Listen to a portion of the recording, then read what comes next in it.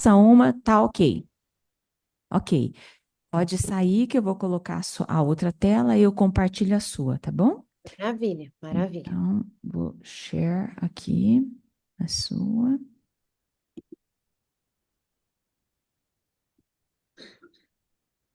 Ah, tirar isso. Pois não.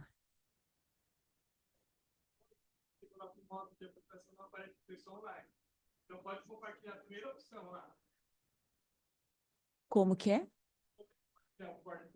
Sim.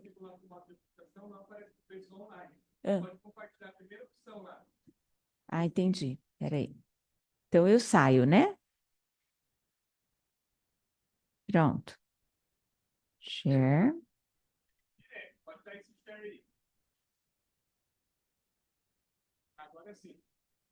Tá, só preciso tirar isso aqui, né? Ok. Então, bom dia a todos.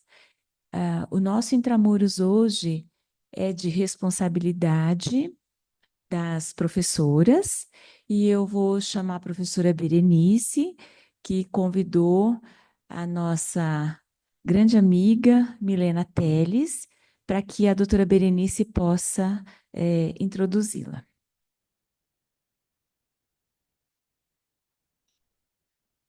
Tá gravando, né? Ok. Bom dia a todos. Eu tenho o grande prazer de fazer essa Intramuros, que está a meu encargo, e eu resolvi convidar a Milena Teles para falar sobre inteligência artificial. E por que isso? Eu acho que a inteligência artificial, eu acho, não tenho certeza, ela vai dominar os anos daqui para frente, a gente já está vendo isso, então eu acho que nós todos temos que nos introduzir nesse campo. A Milena Teles é uma pessoa querida de todos nós, todo mundo conhece bem a Milena, inclusive foi aniversário dela ontem, já aproveito para cumprimentar.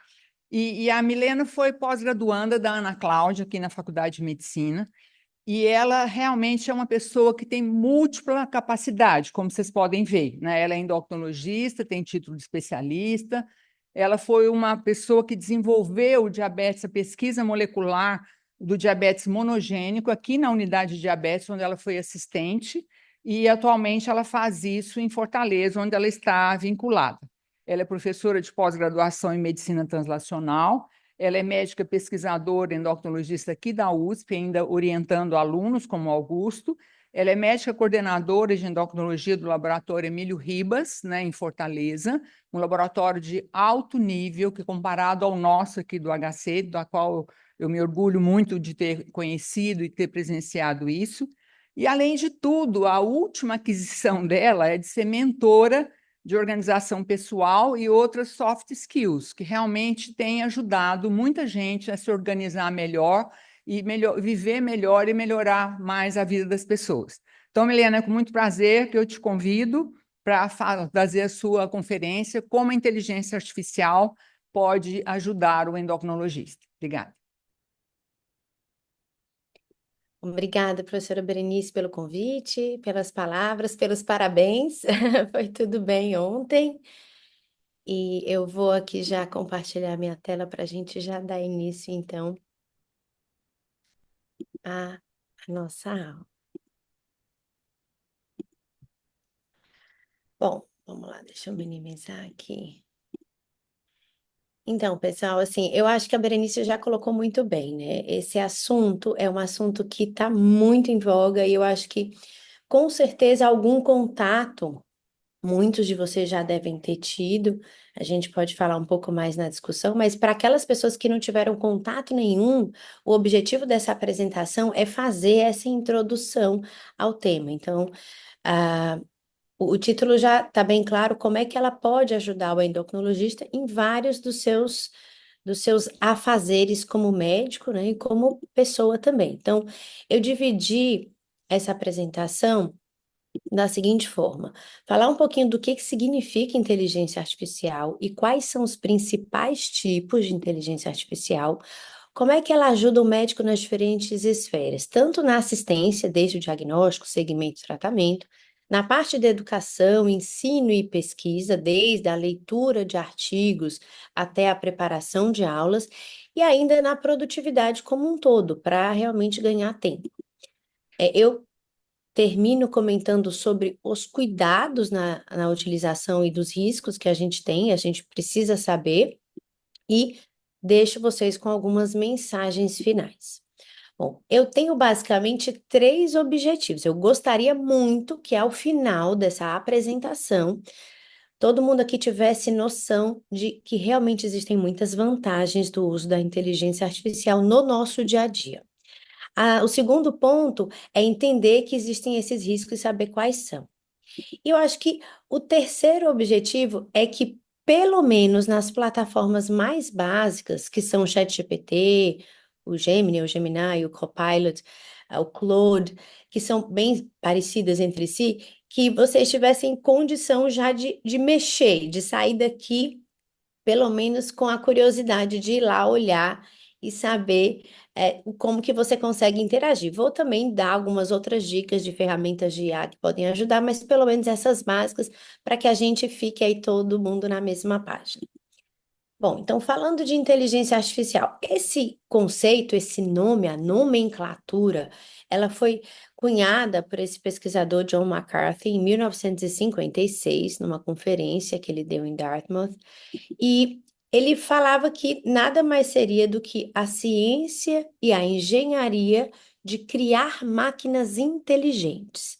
Na verdade, seria a capacidade dos sistemas de computador ou algoritmos de imitar o comportamento humano inteligente. Desde então, isso evoluiu bastante, né? A gente sabe.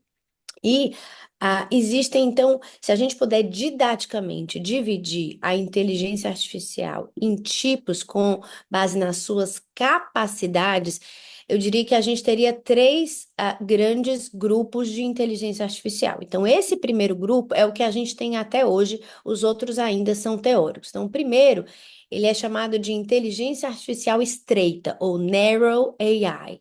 Então, na verdade, é aquela que é treinada para realizar ou algumas tarefas específicas, mas que muitas vezes é muito mais rápido do que um ser humano. Mas é uma tarefa definida pelo ser humano. Já a Strong AI, ela poderia ter habilidades e aprendizados para fazer novas tarefas de um contexto diferente sem ter sido treinada. E a Super AI seria aquela que teria habilidades cognitivas superiores aos seres humanos. Então, se a gente colocar a imagem, isso aqui seria a estreita, que é a que a gente tem em contato hoje, ou seja, você dá comandos, você programa, você treina a máquina e ela te dá exatamente aquilo dentro do contexto que ela foi treinada. Esse segundo aqui, né, a General AI, que é a Strong AI, que seria essa que consegue aprender com base no que você treinou, mas fora e já tendo outras capacidades de realizar outras tarefas, e essa seria a Super AI, que seria, de novo, superior ao ser humano, inclusive em habilidades cognitivas. Então, a gente trabalha basicamente nesse primeiro mundo, pelo menos por enquanto em 2024. E aí, se a gente pensar o que a gente tem de Narrow AI, de como é que ela funciona, você tem desde Machine Learning, que é o aprendizado mais básico, você treina a máquina para reconhecer alguns padrões, até o Deep Learning, que lembra mais conexões neuronais, eu vou dar exemplos de cada um na sequência, que aí já é uma atividade mais complexa de você avaliar múltiplas camadas, até você processar a linguagem, seja ela vindo de alguma coisa de escrita, ou ainda de áudio, ou mesmo de imagem. Tá? Então, alguns exemplos falando desses níveis de complexidade da Narrow AI. Então, a gente tem aí, por exemplo, filtragem de spam de e-mails. Isso já é inteligência artificial, machine learning. Então, você coloca algumas palavras-chave, quando aparecer aquela palavra, ou promoção, ou alguma coisa que vem de múltiplos remetentes, ele simplesmente já filtra e vai direto para o spam. Então, todos esses sistemas de filtragem de e-mail, por exemplo, é machine learning. O mesmo vale para os sistemas de recomendação. Então, quando você entra no Netflix, no Spotify, e ele te dá sugestões, por exemplo, do que você vai gostar, é com base no seu padrão de comportamento que ele fala, ele sempre está nessa categoria, por exemplo, de drama, de comédia, e ele te dá sugestões que vão nessa mesma linha. Tudo isso aqui é exemplo de machine learning, de padrões de aprendizado que a máquina é programada para fazer. Quando a gente tem, por exemplo, as assistentes virtuais, como por exemplo Siri, Alexa, aí você tem um nível de complexidade um pouco maior. A gente também está falando de machine learning, mas ela tem que ter aí o processamento e reconhecimento da fala e devolver para você uma fala também, ainda dentro de um escopo mais limitado. É um pouco mais complexo, mas também faz parte de machine learning. Mas vocês veem que aqui não é mais só texto, né? Como acontece no e-mail, como acontece Netflix e Spotify, aqui você já tem a interação por voz, né? Então você já tem a inteligência artificial nos sentidos. E o reconhecimento de imagem, por exemplo, também tem machine learning, mas ele já vai para o deep learning, porque ele já envolve várias camadas de processamento visual, por exemplo, para você fazer identificação, né, reconhecimento facial, você já tem um nível de processamento um pouco mais complexo, né? E aí tem vários exemplos que a gente citou, mas só para a gente ter uma ideia de que a gente já interage, a gente já tem inteligência artificial para reconhecer padrões, e aí isso foi, né, mudando. Aqui a gente já tem, além de texto, voz, aqui a gente já tem imagem, então ela já consegue ouvir, já consegue enxergar, e aí a gente chega no chat GPT, que é aquela que consegue interagir com você, e a versão mais recente também fala com você, então você já tem interação por voz, você já tem inclusive reconhecimento de imagem, essa de imagem ainda não está disponível para todo mundo, e ela produz conteúdo também. Então, ela já é tem essa diferenciação de produzir conteúdo que todos os outros não têm ainda essa capacidade. Tá? Então, eu fiz uma busca. Na primeira vez que eu fiz essa apresentação, no início de agosto, aqui no evento, no Endo Ceará, e eu fui no PubMed e coloquei lá Artificial Intelligence, e tinha quase 250 mil resultados, tá? E quando a gente coloca Endocrinology, isso estava mais ou menos por volta de 1.500 resultados. Anteontem, eu fiz a mesma pesquisa, um mês e meio depois, basicamente, e você já tinha quase 260 mil resultados e quase 1.600 quando a gente coloca endocrinologia. Então, é um campo que realmente está crescendo de forma, assim, exponencial. É muito importante que a gente tenha contato e noção do que isso é capaz de fazer no mundo da ciência, né, e da medicina. Bom, eu selecionei alguns trabalhos para exemplificar, né, alguns aí resgatados dessa busca do PubMed, como é que a gente poderia utilizar isso dentro da endocrinologia. Então, pensando em diagnóstico. Então, esse trabalho aqui de 2021, o que ele se propôs a fazer? Ele simplesmente colocou essa ferramenta que ele chamou de ThyNet, né, que é uma ferramenta de reconhecimento de imagens de tiroide. E ele submeteu a mais de 18 mil imagens, já com mais de 5 mil comprovadamente malignas por histologia, né, por patologia, e mais de 3 mil benignos. Então, para a máquina aprender, com base nessas imagens, como é que você identifica um nódulo altamente suspeito. Então, ela colocou o controle positivo já com a patologia identificada, tanto para benigno como maligno, e fez esse treinamento do sistema, o TyNet. Fez uma comparação entre radiologistas e TyNet, a performance foi bem semelhante. Colocou 12 radiologistas para ler mais de 2 mil imagens. E aí ele fez dois cenários. O primeiro cenário foi esse aqui, que o radiologista tinha a ajuda do TyNet para identificar algumas imagens. E o segundo cenário foi ele não só identificar imagens, como também vídeos com a assistência do TyNet. E os resultados foram muito interessantes. Só para vocês terem uma ideia, um dos objetivos era você evitar PAF desnecessária.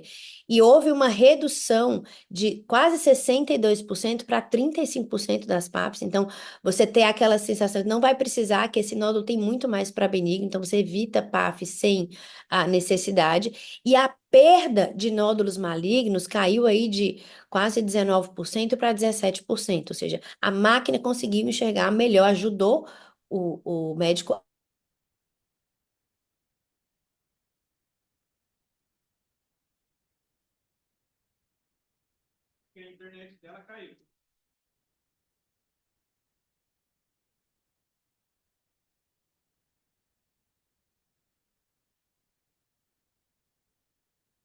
Obrigada.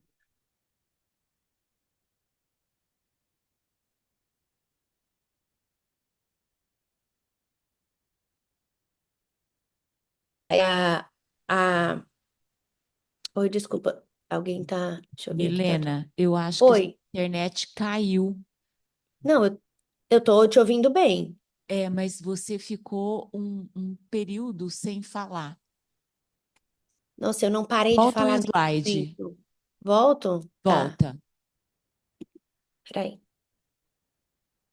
Aqui? É, você estava aí quando nós paramos de te ouvir, Parou? Tá bom. tá bom? Obrigada, Lu. De Eu vou nada, voltar tchau. aqui essa parte. Tá, obrigada.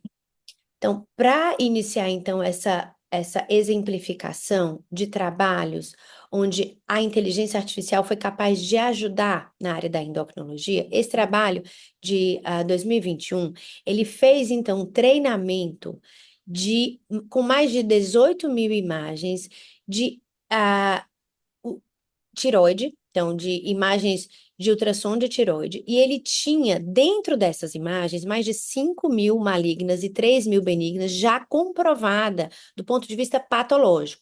Então, o TaiNet, que era esse sistema de inteligência artificial foi treinado para identificar nódulos com características de benignidade e malignidade, e comparou esse TaiNet com a performance dos radiologistas e foi muito semelhante, tá? 12 radiologistas, mais de 2 mil imagens, eles versus o TaiNet. Então, ele depois que ele viu que eram semelhantes, ele fez, então, dois cenários diferentes. O primeiro, ele fez com que os radiologistas vissem quase 2 mil imagens e fossem assistidos pelo TaiNet. E o segundo, além de olhar imagens, os vídeos também, e fizeram também com a assistência do TaiNet. E o que é interessante é que um dos objetivos era você reduzir PAF desnecessária. E isso aconteceu, quase 62%, né, de redução. Então, a gente tinha 62% de indicação de PAF, caiu para 35%, e ainda, com a ajuda da inteligência artificial, houve uma redução também da perda de nódulos malignos. Então, a máquina foi capaz de identificar alguns sinais que o próprio radiologista não conseguia e reduziu aí de quase 19% para 17%. Então, a máquina foi capaz tanto de identificar mais características de benignidade que você praticamente deixaria de fazer PAF em vários nodos, assim como também conseguiu identificar características de nodos que passariam a olho nu, né, e seriam então indicados para você fazer PAF, esses nodos não seriam perdidos. Então, demonstra aí que como ela pode ajudar dentro do diagnóstico, né, na área da tiroidologia, a você melhorar essa diferenciação de nódulos benignos e malignos. É um trabalho bem interessante. Um outro trabalho, ele envolveu a área da hepatologia e ele fez um levantamento interessante. Então, ele dividiu aí pessoas que tinham apenas esteatohepatite e aquelas que já tinham fibrose comprovada, e ele fez esse grupo de esteatohepatite versus fibrose e aí num grupo de saudáveis. E o que que ele fez? Ele fez um perfil metabólico de mais de 360 lípides, mais de 60 glicanas, 23 ácidos graxos por espectrometria de massa, e quando ele fez esse perfil, ele conseguiu diferenciar essas três condições com a acurácia de 90%. Tá? E ainda, um subgrupo de 10 tipos de lípides conseguiu prever presença de fibrose em até 98%. Então, esse também foi um trabalho super interessante, ainda em diagnóstico, para você ver, você consegue perceber padrões de um número grande, né, de metabólitos, para você fazer esse diagnóstico ainda, de novo, em pacientes com diagnóstico comprovado por biópsia, tá? Para fazer essa diferenciação, né, que foi o ambiente de teste. Também evitando aí, com certeza, um diagnóstico invasivo, a inteligência artificial facilitando esse diagnóstico. E um terceiro exemplo, que eu acho que vai mais para a parte agora de tratamento, envolvendo pacientes com diabetes, esse trabalho foi bem interessante do JAMA. Ele utilizou ele coloca aqui, sistema conversacional artificial, né, inteligência artificial baseada por voz, Alexa. Então, o que que ele fez? Ele tinha pacientes que tinham diabetes tipo 2, tinham sido orientados a usar insulina basal, né, como prescrição. Ele dividiu em 16 fazendo tratamento convencional e 16 usando a Alexa para titular a insulina. Então, o convencional é tentar fazer contato com o médico ou com a enfermeira, ser orientado de maneira, né, assíncrona, da maneira que for possível. E olha que interessante. Quem estava com a Alexa conseguiu uma dose ótima de insulina em 15 dias, versus 56 sem Alexa. Já o controle glicêmico adequado, e aí foi individualizado, mas pensando nas metas que a gente tem de padrão das diretrizes, 81% conseguiu um controle glicêmico adequado com a Alexa versus 25 sem Alexa. Então, eu acho que pensando no que a gente está dizendo aqui sobre utilidade de inteligência artificial, isso vai desde diagnóstico, reconhecimento de padrões, mas em tratamento também você tem aí uma possibilidade de ter a inteligência artificial a seu favor, deixando, vamos dizer assim, a vida do paciente mais prática, mais fácil, obviamente, todo um treinamento necessário, mas achei muito interessante esse estudo também.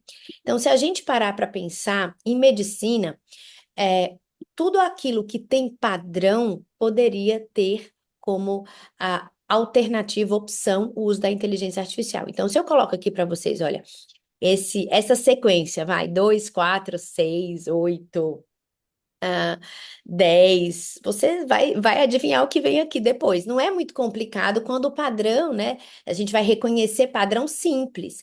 Mas se eu estou falando, por exemplo, de um conjunto de imagens e detalhes, né? Que são muitos detalhes em imagem, falando de um conjunto de características de um prontuário eletrônico dos pacientes, que você tem inúmeras variáveis, falando de exames laboratoriais, que você também tem um perfil metabolômico e ainda perfil genético desses pacientes. Então, quando você tem um volume grande de dados e você deseja reconhecer padrões para diagnóstico, para personalização da terapêutica, sem dúvida, a gente tem um campo grande de um papel que a inteligência artificial pode desenvolver, né, em todas essas áreas.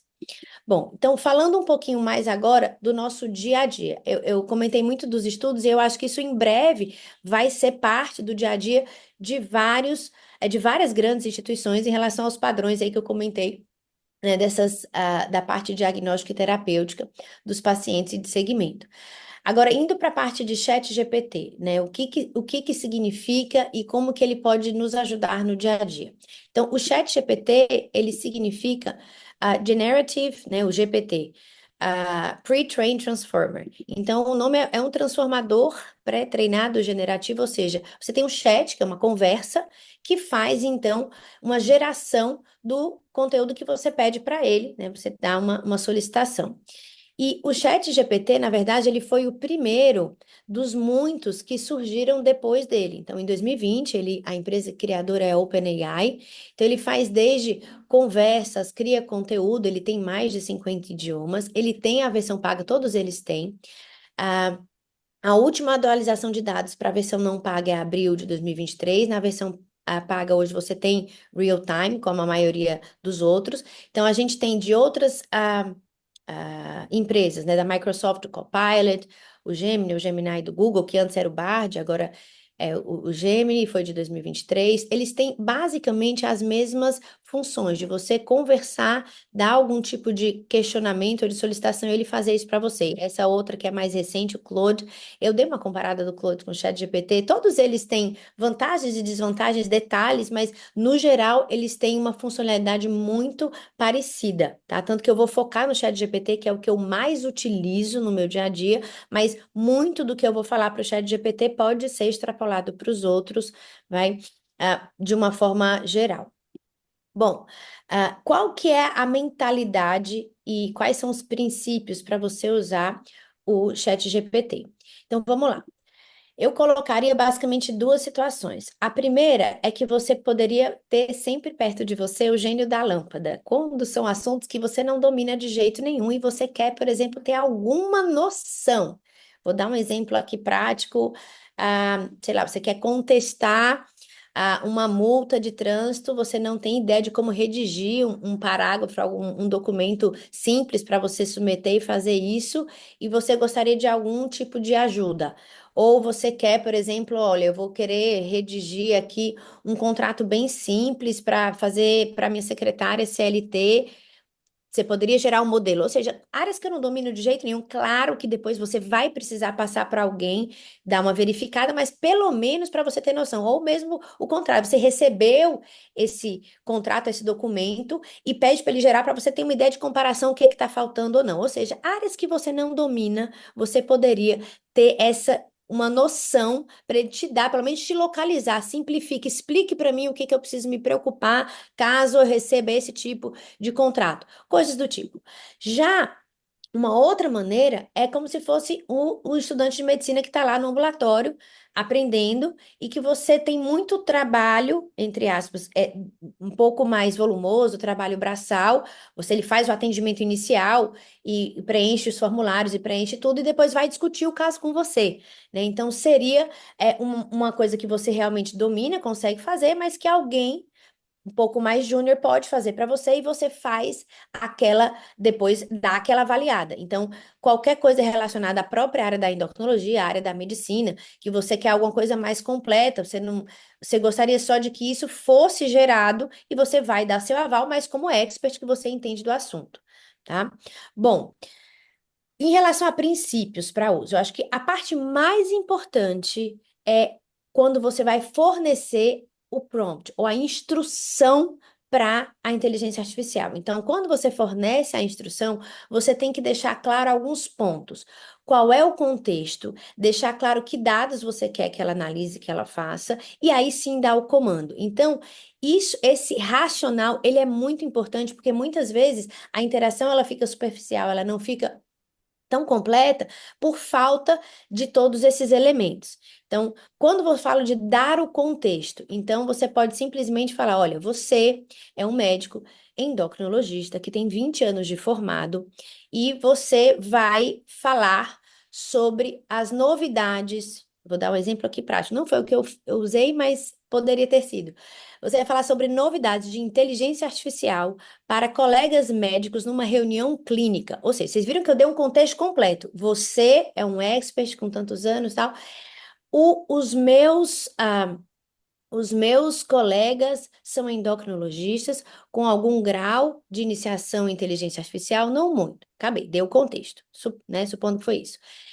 Eu peguei 4, 5 revisões sobre esse assunto.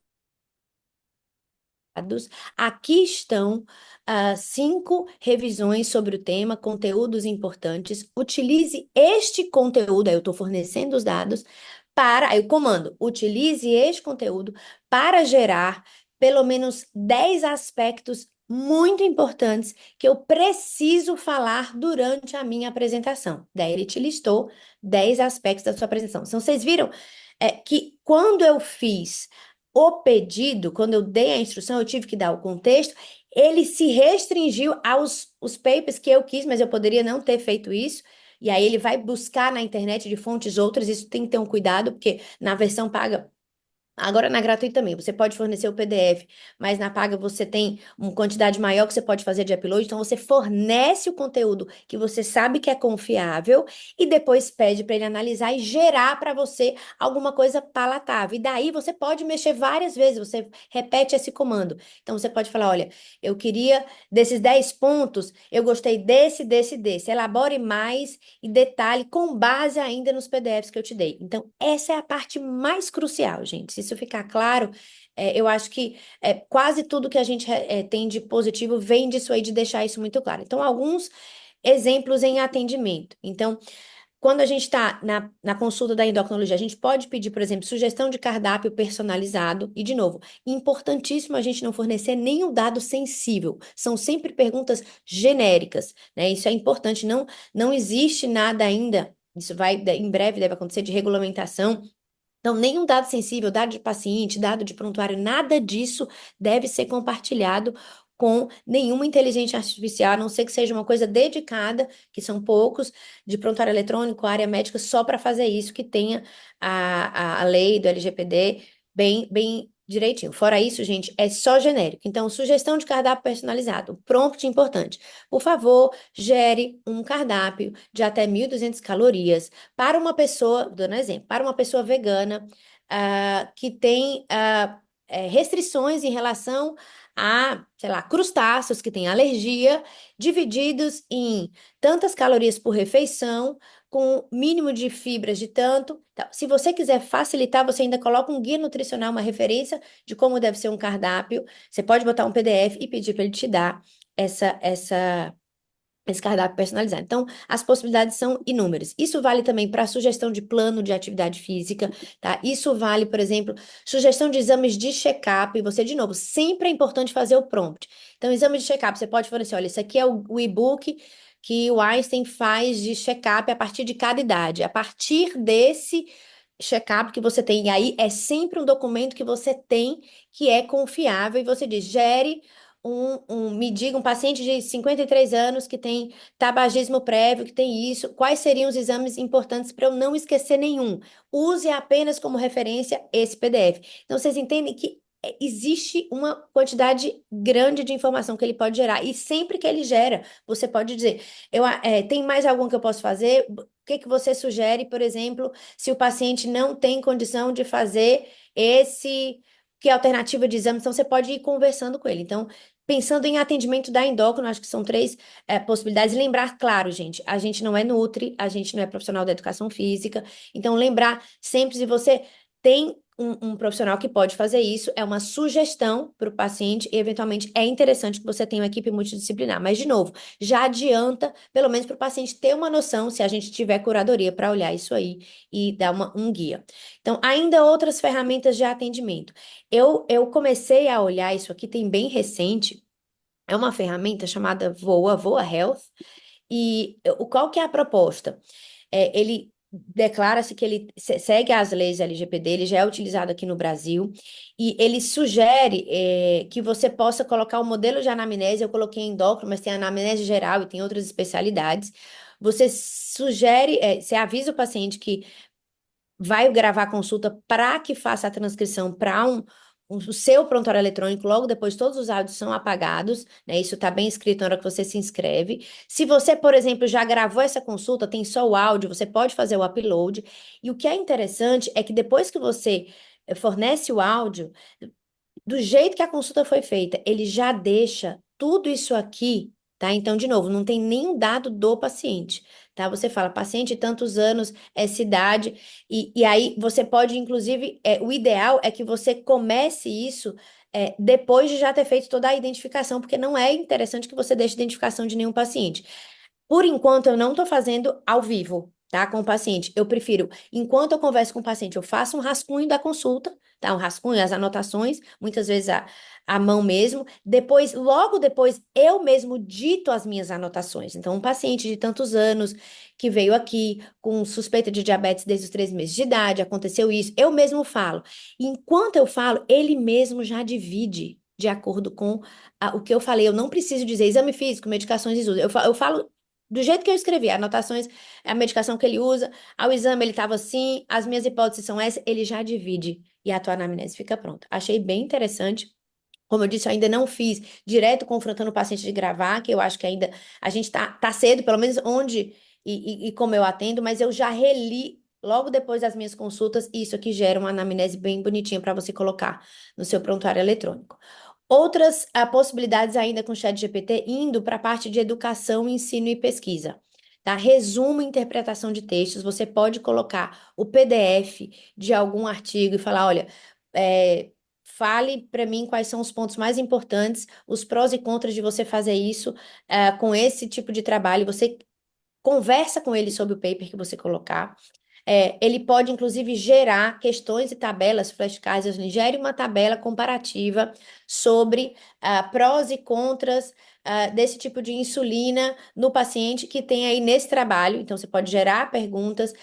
Outra coisa que ele faz muito bem, que são as traduções e revisões de inglês. Então, por exemplo, para e-mail, que você vai trocar com um colaborador internacional, você redige ali, ou às vezes você não precisa nem colocar o e-mail. Se você tiver tranquilidade em pegar o e-mail original que você recebeu, dividir com o chat, colocar, olha, responda esse e-mail agradecendo o convite, dizendo que eu vou, que a minha presença está confirmada, que foi um prazer e que provavelmente acontecerá isso, isso e isso. Ele faz a resposta para o e-mail quando você dá o contexto. Ele fala, não, ele está muito formal, seja um pouquinho mais caloroso e informal. E você consegue que esse e-mail seja exatamente isso. Então, é bem interessante. A última versão, que é o ChatGPT 4.0, você conversa ao vivo, então você pode, inclusive, melhorar seu inglês se você quiser. Vai treinar, vai uma apresentação oral. Assim, can you please talk to me for at least 15 minutes? I have an American accent. Please correct me anytime my grammar or my accent is not appropriate. E ele fala, sure. Aí conversa com você. Para quem já viu aquele filme lá da inteligência artificial, acho que é o Xi, né? É bem interessante. Você se sente já naquele filme, gente. Muito bom. A análise estatística, você pode fazer upload de tabelas do Excel e pedir, olha, a partir desses dados, compare a coluna tal com a coluna tal e use o teste estatístico que você achar mais apropriado. De novo, dá o contexto, o estudo é sobre isso, aquilo, outro, fazendo isso, aquilo, o que faça, por favor, esse teste, tá? Então, bem interessante. Algumas outras ferramentas que também já testei. O Consensus, que é como se fosse um Google Scholar, mas com IA, então você pode perguntar, existe benefício de acima de tantos gramas de fibra numa uma dieta diária para prevenir câncer de colo? Sei lá, perguntas aleatórias. Você faz a pergunta e ele te responde com várias referências de paper, com o link dos papers, tá? Essa outra ferramenta, você pode transcrever qualquer vídeo do YouTube, que ele usa direto um link do GPT, é uma extensão do Google Chrome, chama Glasp, tá? É bem legal, ele te dá o transcrito do vídeo e o resumo, você copia e cola e pode fazer o que você quiser com esse conteúdo, tá? Esse é uma outra aplicativo que é bem interessante, que ele faz, a partir de resumos que você coloca, ele faz geração de slides, ele faz um PPT para você. E esse upload de conteúdo pode ser desde um Word que você fez um resumo de várias coisas que você já estudou sobre um assunto, quer gerar uma aula, tá? Pode ser até o transcrito que você pegou aqui do Glasp de uma aula muito interessante que você quer basicamente dar essa aula para alguém, não vai usar os slides originais, pode fazer isso aqui com a geração do Gama. E outra ferramenta que eu acho que é bem interessante para a gente que faz muita reunião online com grupo de pesquisa, com colaborador internacional, transcrição de reunião online, chama Tactic. Até 10 reuniões mensais são gratuitas, você conecta com o Zoom, com o Google Meet, e ele te dá a transcrição. Se você sinaliza, olha, fulano precisa fazer isso, você tem essa tarefa, você tem essa tarefa, ele consegue, inclusive, resumir os to-dos de cada pessoa. É bem interessante também. Bom, só para a gente finalizar ensino e pesquisa, acho que vocês já devem ter ouvido falar, isso é bem recente, Open Evidence. Eu brinquei aqui que é um PubMed turbinado com AI, mas ele tem mais fontes além do PubMed, plataformas de pesquisa. É parecido com aquele que eu falei ali do Consensus, mas ele é direcionado para a área médica. O Consensus é meio qualquer coisa de ciência, né? Aqui é diretamente para a área médica.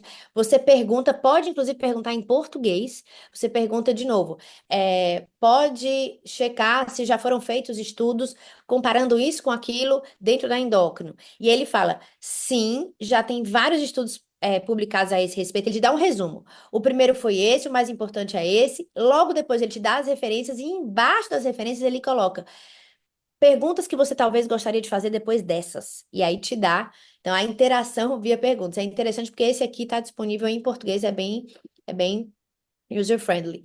Outro ainda que eu testei para pesquisa, que na verdade é como se fosse templates para você escrever ou TCC ou escrever o seu paper. Ele tem já revistas onde ele já pega o molde da revista, e aí a versão paga, claro. Então é como se fosse um Google Docs já com o Zotero, Mendeley, ele tem o link para você fazer isso. Então, eu estou escrevendo um paper. Você quer escrever para o JCNM. Então, você vai colocar lá e ele já bota no template do GCNM e as referências do jeito que for, você vai só colocando e você consegue trabalhar em grupo, inclusive, como se fosse o Google Docs, mas, de novo, já no modelo da revista, já com as referências no modelo que ela pede, tá? E esse aqui foi um que tem, acho que semana passada que eu me deparei, chama Med Summary. Ele é para resumir PDF. Então, aqui já são coisas mais específicas. Vocês viram que tem a ferramenta ChatGPT própria, né? Que você pode personalizar do jeito que você quiser, mas existem já ferramentas geradas com objetivos específicos. Aqui, ele é para resumir PDF, mas eu achei engraçado. Você pode fazer isso no ChatGPT, mas ele já faz de um jeito que você tem o resumo do PDF em uma página, você consegue ouvir o resumo como se fosse um podcast na mesma plataforma. E ele ainda gera para você uma mini apresentação de PPT. Achei bem pobrinha essa aqui, não achei legal, assim, achei meio bobo, simples demais. Não apresentaria um PPT aqui, tá? O Gama é bem melhor do que isso, mas só para vocês terem uma ideia como que é. Med Summary tá aqui, ó, o paper, ele te dá o resumo, que é isso aqui, o podcast que tá aqui embaixo, que você vê na velocidade que você quiser, e tem um link para Explain Like I'm a 10-year-old. Então, se eu fosse uma criança de 10 anos, já explica isso de maneira bem simples. E aqui a apresentação, que, de novo, ele faz só um cola de texto, não é tão legal. Mas, de novo, são possibilidades, né, gente? E para produtividade, eu dei algumas sugestões. A gente vai para congresso, vai para viagem, ele consegue montar a viagem para você, você dando o prompt adequado. Ele te ajuda com as questões jurídicas, aquilo que eu falei dos contratos, né, revisões, o que você precisa ficar atento. Ele pode gerar post de mídia social, de novo, tudo fazendo o prompt adequado, ele consegue. Sugere livros e séries. Olha, acabei de ver uma série no Netflix, estou completamente órfã. Me dá séries nesse mesmo, ou livros que tenham a sequência, o que você quiser pedir. Então, são inúmeras as possibilidades que você pode usar, né? Ainda voltando para o chat GPT. Falando agora de riscos e cuidados, né? Nem tudo são flores, a gente tem que falar da parte que não é tão interessante. Então, primeiro, a gente sabe que existe a possibilidade. Da inteligência artificial, a gente chama de alucinar, né? Que é quando não sabe, inventa. Então, eu já fiz algumas perguntas e falei: olha, a referência não é essa, a referência é essa aqui, isso antes da versão paga. Mesmo a versão paga pode acontecer. Ai, desculpa, realmente me enganei, a referência correta é essa, e aí é sempre importante você saber o que você está pedindo. Você não vai confiar cegamente nos resultados, não dá. Pelo menos não dá ainda, né? Mas a gente sabe que não dá. Então, sempre checar.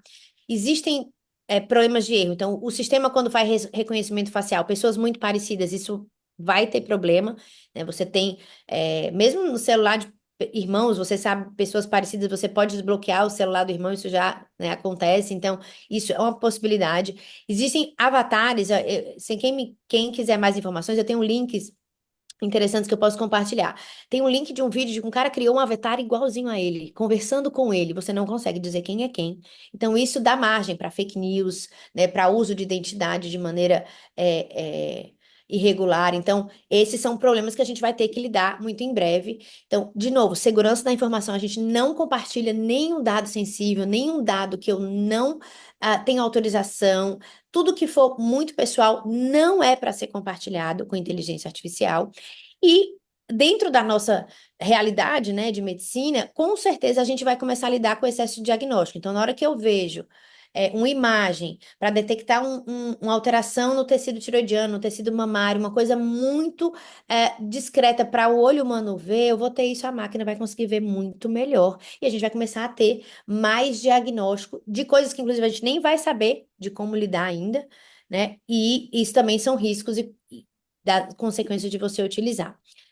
Agora, dia 21, saiu essa notícia aqui, que existiu um pacto digital global, um acordo recente, né, de alguns países europeus para tentar colocar limites e regulamentar o uso de inteligência artificial e de big techs nesse sentido, porque vocês imaginam que a gente tem que ter algum grau de regulamentação e de governança. Então, a ideia de que cada país tenha o seu e que você tenha aí uma curadoria de como que você usa da melhor maneira para minimizar os riscos que a gente comentou há pouco, tá? Então, como mensagens finais, eu deixaria, acho que, sem dúvida, pensando em tudo que já foi de revolucionário da medicina, a insulina, os antibióticos, a prescrição de medicações para hipertensão, para insuficiência cardíaca, para diabetes. Se a gente parar para pensar, são sempre subgrupos de pessoas que se beneficiam dessas grandes revoluções, né, desses grandes achados. Mas a inteligência artificial pode revolucionar praticamente tudo que tem a ver com a medicina. Então, acho que é extremamente promissor.